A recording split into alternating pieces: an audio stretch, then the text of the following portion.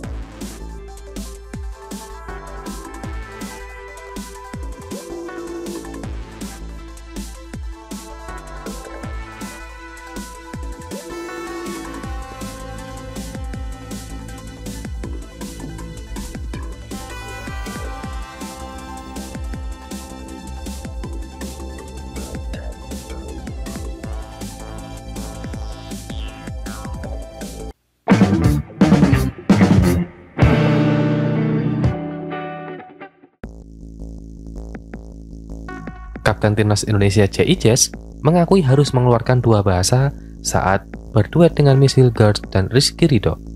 Pemain bernomor punggung 3 itu menggunakan bahasa Inggris dan Belanda. JICES selalu dipercaya untuk memimpin rekan-rekannya di pertandingan. Rekan duet back Venesia itu berbeda-beda, kadang Rizky Ridho atau Miss Hilgers. Dengan menggunakan 3 pemain belakang, JICES bermain di tengah. Sebelum kanannya, terkadang diisi oleh Miss Hilgers atau Rizky Ridho. Untuk sebelah kirinya terkadang diisi oleh Kelvin Verdonk atau Justin Hapner. Dari rekan-rekannya itu, mayoritas pemain keturunan Indonesia dan Belanda, hanya Ridho yang berada di Indonesia. Sebagai kapten, JICES harus tetap berdiskusi dengan rekan kerjanya di lini belakang. Saat bermain bersama Miss Hilgers, JICES lebih sering berbicara pakai bahasa Belanda. Namun ketika Rizky Ridho masuk, JICES menggunakan bahasa Inggris. Di mata JICES dan buat Rizky Ridho dan juga Miss Hilgers merupakan dua pemain berkualitas. Meski bermain di level berbeda dalam kompetisi, Rizky Ridho tetap menunjukkan permainan terbaiknya. Seperti diketahui, Rizky Ridho bermain bersama Persija Jakarta di Liga 1 2024-2025. Sedangkan Miss Hilgers membela FC Twente yang bertanding di Liga Belanda 2024-2025. Saya pikir kedua pemain ini bagus. Miss Hilgers bermain di level tertinggi. Komunikasi yang kami bagus karena dia bisa berbahasa Belanda. Jadi saya kalau bicara dengan dia pakai bahasa Belanda. Kalau sama Rizky Ridho saya harus bicara bahasa Inggris, kata JICES. JICES tidak mempermasalahkan faktor komunikasi bahasa kepada Miss Hilgers dan JICES. Menurutnya bahasa di dalam sepak bola sama saja dan mudah dimengerti.